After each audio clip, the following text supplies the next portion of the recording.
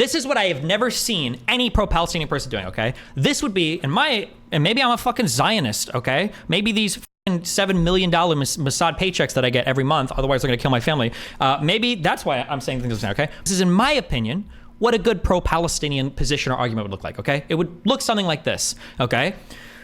When you lock people into open-air prisons or whatever, okay, for 20 years, a lot of people have been raised, these are the only conditions they know, it is like understandable that terrorist activities would come from these people. Obviously, it is horrible to kill civilians. You should never do that. But a lot of the people that are caught up in this back and forth war have never even had like a real country to themselves. They don't have the ability to, leave this particular area, or getting out requires a fuck ton of money.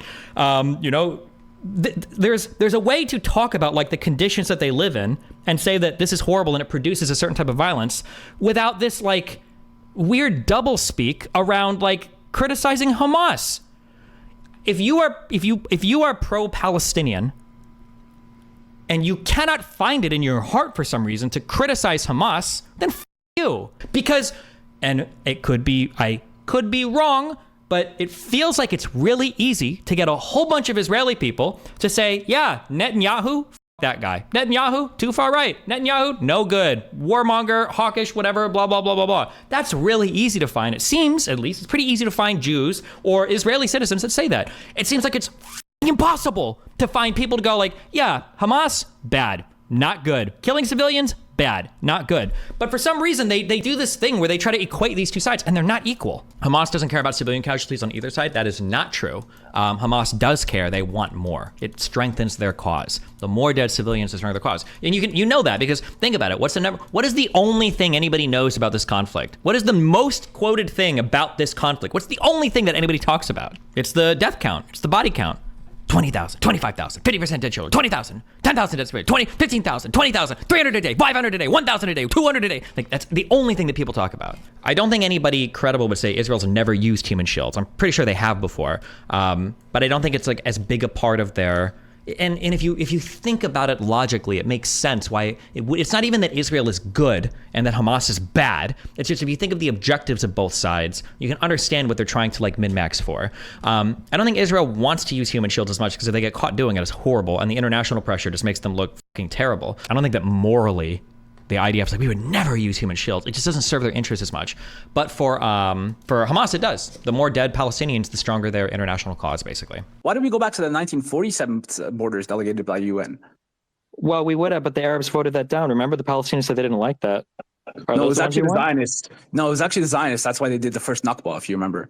Are you sure they didn't do the first Nakba because all the Arabs voted it down and then all of them invaded and tried to steal Palestinian land from them? Like they claimed that Israel did? That was after they had invaded and destroyed 220 villages in Palestine. Oh, really? Wait, yes. Jesus, can you tell me why didn't Jordan give why did Jordan capture the West Bank? Why didn't give the Palestinians a state? Why did Egypt capture the Gaza Strip? Why didn't they give the Palestinians a state? They held the land for 20 years. Wait, hold on. Because they literally did after they took occupation of those areas, they literally gave it back. What are you talking about? Hold on. No, they didn't. Excuse me? Jordan extended from the lands of Jordan all the way up to Jerusalem. Egypt literally controlled and ran the Gaza Strip. What do you mean they gave it back? You're telling me those were countries?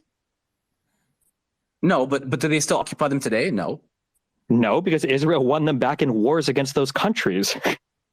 Okay, and? So I'm asking you, why in the 20 years from 1948 to 1967, why didn't Jordan give the Palestinians a state? Why didn't Egypt give the Palestinians a state?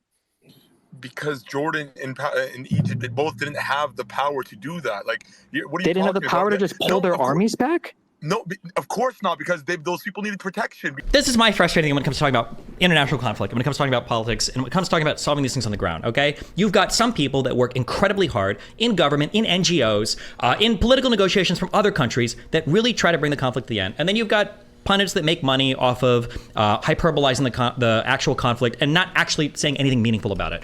It is so frustrating to hear over and over again, 150 Palestinians, 150 Palestinians, 150. That doesn't get us anywhere closer to anything. Nobody asked the question, how many Japanese need to die before the war ends? How many German soldiers need to die before the war ends? How many Iraqi soldiers need to die before we stop the first Gulf War? How many people need to die in South Korea, in Vietnam? Like, that's not how anybody has ever thought about the conflict. You don't know how many people died in Yemen, do you? Probably don't know how many people died in the first Gulf War, do you? Probably don't know the total death count in any military conflict, but in this particular one, the only thing anybody seems to know is how many Palestinians died. It's the only thing that people know, which is ironic. Even earlier, you said that you don't care about Palestinian civilian deaths. The only thing you seem to care about is Palestinian civilian deaths. And the only thing that you want is the short-term minimization of those deaths, even when it comes to the long-term actual procurement of a real, lasting, peaceful justice, which is something you have absolutely no concern of talking about, which is why you're presenting the most ahistorical, unbelievable idea ever that Abbas, who is universally one of the least popular Palestinians ever, you could get a guy called Finkel Goldstein, okay, to be the leader of the Palestinians, and he would pull higher than fucking Abbas. The fact that you want this guy to be the one